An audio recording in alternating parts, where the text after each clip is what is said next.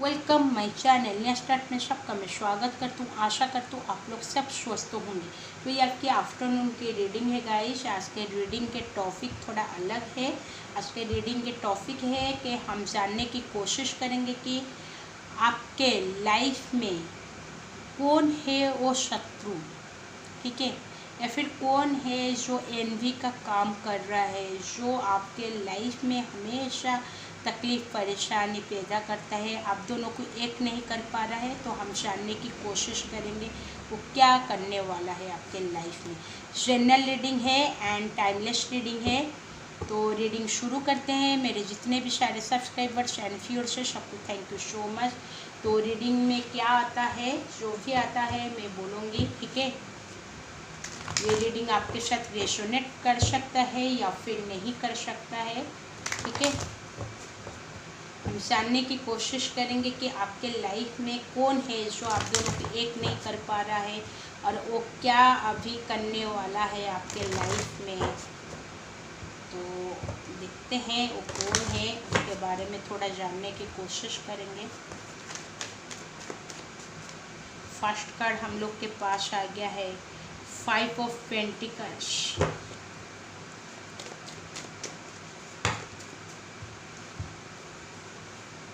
Night of pentacles, night of source, 2 night का card आ गया है। 8 of cups, 5 of wands,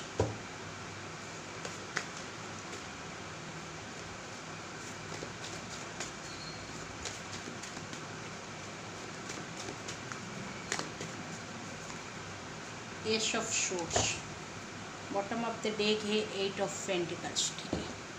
first एक एक करके मैं बोलूँगी। आप दोनों के रिलेशनशिप में फर्स्ट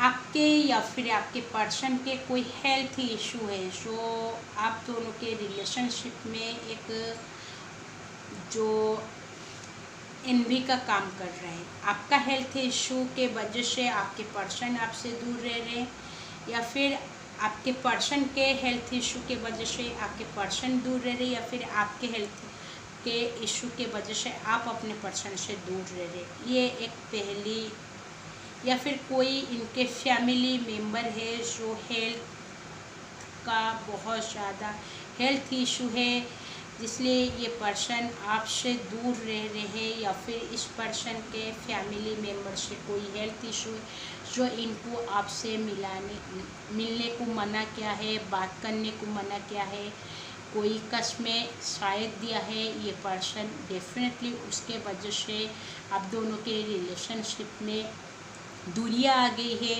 एंड ये जो भी है ये आप दोनों को कभी एक नहीं होने देगी, ठीक है।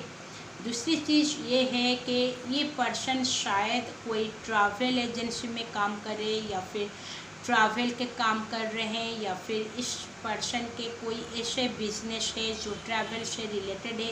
ये पर्सन को हमेशा, या फिर ये कोई जॉब करे जिसके वजह से ये पर्सन को बहुत ज़्यादा ट्रैवल करने का पड़ रहा है, जिसके वजह से ये पर्सन के और आपके बीच में दूरियां आ रही हैं। एंड ये पर्सन शायद अपने कैरियर को बहुत ज़्यादा अभी फ़िलहाल इम्पोर्टेंस दे रहे हैं। एंड ये पर्सन डेफिनेटली इस रिलेशनशिप में अपने हार्ड वर्क, शायद इस पर्सन के लाइफ में बहुत ज़्यादा हार्ड वर्क चल रहा है, इसलिए ये पर्सन आपके रिस्पॉन्सिबिलिटीज़ नहीं ले पा रहे, या फिर इनके कंधे ऊपर बहुत सारे रिस्पॉन्सिबिलिटीज़ है वर्क का, जिसके वजह से ये पर्सन के और आपके बीच में ये एक एनवी का भी काम कर रहा है। शायद ये पर्सन के और आपके बीच में बहुत ज़्यादा मिसअंडरस्टैंडिंग, लड़ाई झगड़ा, फाइटिंग हो रही है, जिसके वजह से ये पर्सन खुद जानबूझ के अलग रह रही है, या फिर इस पर्सन के कोई आप दोनों के कोई म्यूचुअल फ्रेंड्स है जो आप दोनों के बीच में फाइटिंग कर रहा है, जिसके वजह से आप दोनों के बीच में मिसअंडरस्टैंडिंग हुआ है, फाइटिंग हो रही है। ये भी एक एनवी का काम कर रहा है। ये पर्सन शायद बहुत ज़्यादा हार्डवर्क के पर्सन है। ये पर्सन डेफिनेटली बैलेंस नहीं कर पा रहे अपने रिलेशनशिप में। एंड ये पर्सन एक हाई स्टैंडर्ड के शायद पर्सन है। ये पर्सन बहुत ज़्यादा अपने काम में बहुत ज़्यादा फोकस करे। ये पर्सन अभी फ़िलहाल आपको ये कोई भी टाइम या फिर कोई भी आपको कमिटमेंट देने के बारे में नहीं सोच रहे। ये अपने लाइफ में फोकस कर रहे, अपने काम को बहुत ज़्यादा इम्पोर्टेंस दे रहे हैं, जिसके वजह से आप में और आपके पर्सन के बीच में ये एक एनवी का काम कर रहे हैं। एंड ये पर्सन, ये भी एक एनवी का काम है आप दोनों के बीच में कि डेफिनेटली ये पर्सन के गोल्स बहुत अलग अलग है। ये पर्सन कभी ये चाहता है, कभी और कुछ चाहता है, या फिर ये पर्सन के लाइफ में कोई अलग सा गोल्स है। इस गोल्स को ये पाने के लिए बहुत ज़्यादा मैनिफेस्ट कर रहा है, उस गोल्स के पीछे भाग रहा है। तो ये आपको इग्नोर कर रहा है ये पर्सन। एंड ये पर्सन शायद बहुत ज़्यादा पास्ट में अकेला फील कर रहा है, अकेला रह रहा था ये पर्सन।